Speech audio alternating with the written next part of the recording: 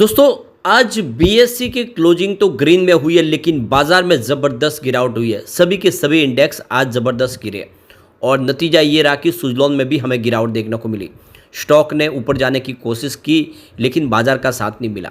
अब यहाँ पे कुछ बड़ी अपडेट निकल के आ रही है, जिसको इस वीडियो के माध्यम से डिस्कस करेंगे। ग्रीन एनर्जी सेक्टर को लेकर जिस तरह से संभावना पॉजिटिव बनी हुई है, वो क्या आने वाले समय स्टॉक को ऊपर लेके जा सकता है। अब सबसे जो बड़ी प्रॉब्लम है कि सुजलॉन एनर्जी को हमेशा एक्सचेंज की तरफ से नकारा जाता है और अब देखें तो उसको एएसएम लिस्ट में डाल दिया जाता है हमेशा, जिससे जो एक तरह से इसके पैरों में बेड़ियाँ बांधी जाती है। वॉल्यूम ज़्यादा बढ़ेगा नहीं तो स्टॉक कैसे बढ़ेगा, वही सबसे बड़ी प्रॉब्लम हो जाती है। लेकिन क्या जल्दी ही यहाँ पे एक संभावना पॉजिटिव बनने वाली है, क्योंकि अब Q4 का रिजल्ट आएगा। तो क्या है आगे की संभावना, क्या रिजल्ट के अंदर संभावना रह सकती है, रिजल्ट कैसा रह सकता है, उसको जानेंगे इस वीडियो के माध्यम से। लेकिन फ्रेंड, उससे पहले अगर आप पहली बार हमारे चैनल पे आए तो चैनल को सब्सक्राइब कर दीजिए, एक बेल आइकॉन दबा दीजिए ताकि जब भी नया वीडियो बने पहला नोटिफिकेशन आपको मिले। वीडियो पसंद आए तो लाइक से जरूर कीजिए। चलो फ्रेंड्स, वीडियो स्टार्ट करते हैं। मैं हूँ आपका दोस्त एसपी दवे और हमारे अपने चैनल ऑनलाइन कमाई में आपका बहुत बहुत स्वागत है। तो सबसे पहले बीएससी सेंसेक्स की बात कर ले। आज 73,890 के 95 के स्तर पे क्लोजिंग थी। 17 पॉइंट की मामूली तेज़ी देखने को मिली, यानी 0.024% की तेज़ी थी। वैसे आज बाजार में अच्छी तेज़ी बनी, लेकिन सिर्फ ये सेंसेक्स में तेज़ी थी और निफ्टी 50 में तेज़ी थी। बाकी ओवरऑल सभी बाजार में सुबह से आज गिरावट थी और अंत में माहौल जो था वो गिरावट में बदल गया। अब देखो कि निफ्टी 50 में मामूली सी गिरावट थी 0.15% के आसपास, 22,442 के स्तर पे क्लोजिंग दी है। लेकिन जो बड़ी गिरावट थी वो थी निफ्टी नेक्स्ट 50 में 1.27% की बड़ी गिरावट। इसके अलावा निफ्टी 100 में भी 0.36% की गिरावट थी। ओवरऑल देखें तो सभी इंडेक्स में गिरावट थी और आप देख सकते हो कि निफ्टी मिड कैप में भी यहाँ पे गिरावट लगभग 0.22% के आसपास थी और निफ्टी मिड कैप 100 में 0.54% की गिरावट। तो सीधा असर देखने को मिलेगा, क्योंकि फिलहाल निफ्टी 100 के अंदर शामिल है, ये भी सुजलॉन भी। निफ्टी स्मॉल कैप में तो 1.50% की काफ़ी बड़ी गिरावट हुई है। ओवरऑल देखें तो सभी इंडेक्स में आज भारी भरकम गिरावट हुई है और इंडिया वीएक्स आज 13.56% ऊपर था। तो कुल मिला के देखो कि बाजार के सेंटीमेंट आज बिगड़े और नतीजा ये रहा कि सुजलॉन का स्टॉक भी ऊपर के लेवल से नीचे आया।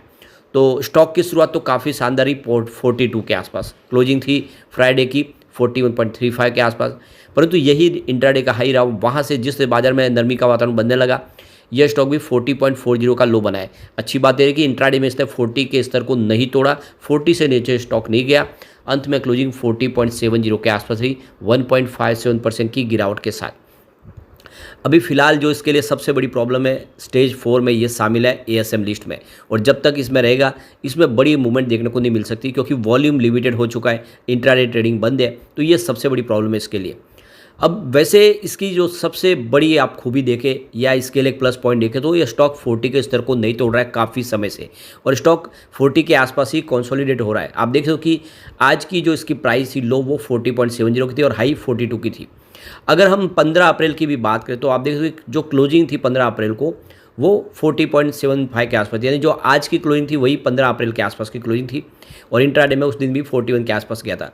तो आप क्लियरली समझ सकते हो कि स्टॉक सीमित दायरे में ट्रेड कर रहा है, और अगर एक बाय चांस कभी नीचे चला जाता है 40 से नीचे भी, तो तुरंत ही उस लेवल के आसपास आ जाता है। तो फिलहाल 40 के आसपास एक सपोर्ट बन रहा है मजबूत, और ये अभी की बात नहीं है। आप देख सकते हो कि पिछले 2 महीने से भी अगर आप देखें तो मार्च 3 तारीख को भी ये 40 के आसपास था, जो आज की तारीख में 40 के आसपास है। तो क्लियरली ये समझ में आ रहा है कि बहुत समय से स्टॉक 40 के आसपास कंसोलिडेट हो रहा है और ये एक तरह से इसको मजबूत सपोर्ट मिल चुका। तो आप भी यहाँ पे बिना डरे निवेश के बारे में सोच सकते हो, क्योंकि इससे नीचे स्टॉक तो नहीं जा रहा है। अब जैसे तेजी बनेगी ऊपर जाने की ही संभावना ज़्यादा है, तो ये एक यहाँ पे सिनेरियो बनता हुआ दिखाई दे रहा है।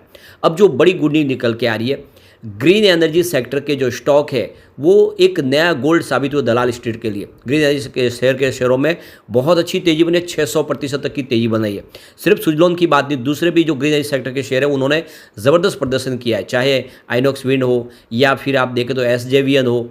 ग्रीन एनर्जी के सेक्टर के सभी शेयरों ने बहुत शानदार प्रदर्शन किया। जो लेटेस्ट रिपोर्ट निकल के आ रही है, देख सकते हो कि एमके इन्वेस्टमेंट मैनेजर्स की तरफ से सचिन शाह का कहना है कि जो फाइनेंशियल 2024 में ग्रीन एनर्जी के स्टॉक है जो काफ़ी शानदार प्रदर्शन कर रहे हैं, और यहाँ पे काफ़ी ज़बरदस्त लोगों को रिटर्न भी मिला। तो इसके पीछे वजह है कि आत्मनिर्भर भारत के तहत ग्रीन एनर्जी के लिए जो पोर्टफोलियो के तहत देखें तो यहाँ पे ही मैन्युफैक्चरिंग हो रही है, चाहे सोलर के मॉड्यूल्स हो और दूसरे प्रोडक्ट हो। इसके अलावा देखें तो रेगुलेटरीज की तरफ से भी बहुत सारी छूट दी गई है, कई तरह के इंसेंटिव दिए जा रहे हैं, टेक्नोलॉजी अपग्रेड की गई है, कॉस्ट रिड्यूस हुई है और इसी वजह से जो एक बात है सस्टेनेबल एनर्जी में लोगों का रुझान बढ़ने लगा है। और ट्रांसमिशन और डिस्ट्रीब्यूशन में भी देखें तो एक तरह से पूरी की पूरी तरह जो इन्वेस्टमेंट है उसका असर देखने को मिला है और कंजम्पशन बढ़ने लगा है। तो इलेक्ट्रिसिटी का जिस कंजम्पशन बढ़ा उसमें ग्रीन एनर्जी की तरफ लोगों का रुझान बढ़ने लगा है और आने वाले समय में भी ये बहुत अच्छा रिटर्न दे सकते हैं। ग्रीन एनर्जी सेक्टर से संबंधित जो शेयर है वो बिल्कुल गोल्ड साबित हो सकते हैं, यह एमके इन्वेस्टमेंट फर्म का कहना है। तो कुल मिला के ये जो पीरियड है ये एक तरह में ग्रीन एनर्जी के नाम पे होने वाला है और इससे सेक्टर से संबंधित कंपनियां, सिर्फ सुजलॉन की बात नहीं दूसरी कंपनियां भी मल्टी बैगर बनेगी, ऑलरेडी बन चुकी है। तो अच्छे स्टॉक देख के आप निवेश इसमें कर सकते हैं। अब यहाँ पे एक और बड़ी जो अपडेट निकल के आ रही है, सुजलॉन एनर्जी और आइनॉक्स विंड, क्या इन कंपनियों में निवेश करना चाहिए? तो आईसीआईसीआई सिक्योरिटीज़ की तरफ देखें तो आइनॉक्स विंड को लेकर बाय की रेटिंग दी है और यहाँ पे देखो उन्होंने इसको टारगेट रखा है 720 का टारगेट रखा है। आईसीआईसीआई सिक्योरिटीज़ का कहना है कंपनी अपने डेट को कम कर रही है, अंदर से सेहत मजबूत हो रही है और स्टॉक के अंदर जो संभावना पॉजिटिव बनी हुई है और ऑर्डर बुक काफ़ी अच्छी लग रही है। तो कुल मिला के आइनॉक्स विंड में भी निवेश की सलाह बन रही है। अब यहाँ पे सुजलॉन एनर्जी की बात करें तो Q4 हमारे सामने आने वाला है। अब यहाँ पे आनंद राठी की तरफ से जो अंदाज़ा लगाया गया, सुजलॉन एनर्जी इस बार जो अपना प्रॉफिट है वो 262.20 करोड़ के आसपास बता सकता है, जिसमें 283% की ईयर ऑन बेसिस पे हमें वृद्धि देखने को मिल सकती है, यानी काफ़ी ज़बरदस्त प्रॉफिट इस बार कंपनी बता सकती है। इसके अलावा अगर कंपनी के सेल्स की बात करें तो 52.40% की वृद्धि के साथ 2581.70 करोड़ के आसपास रह सकता है और एबिटा मार्जिन है वो 12.6% की ग्रोथ दिखा सकता है, जो दिसंबर में 15.9% के आसपास थी और आप देख सकते हो पिछले साल सेम क्वार्टर में 13.7% के आसपास थी। तो यहाँ पे आनंद राठी बहुत ज़्यादा बुलिश है सुजलॉन को लेकर और इन्होंने इसके टारगेट को भी बढ़ा दिया है। तो यहाँ पे 49 का टारगेट दिया है और आनंद राठी का कहना है कि इस लेवल पे आपको खरीदारी करनी चाहिए। सुजलॉन की जो डेट रिडक्शन पॉलिसी काम कर चुकी है, कंपनी ने अपने डेट को ख़त्म किया एक तरह से और इस समय कंपनी की ऑर्डर बुक काफ़ी अच्छी है। तो 2008 के बाद जो ग्लोबल क्राइसिस है उस हिसाब से ये स्टॉक बहुत बुरी तरह से नीचे आया है, लेकिन अब इसमें बहुत कुछ फंडामेंटली बदलाव हो चुका है और कोशिश से रंग लाई है, सरकार का भी सहयोग मिल रहा है। ऐसे में सुजलॉन आने वाले समय कमाल कर सकता है।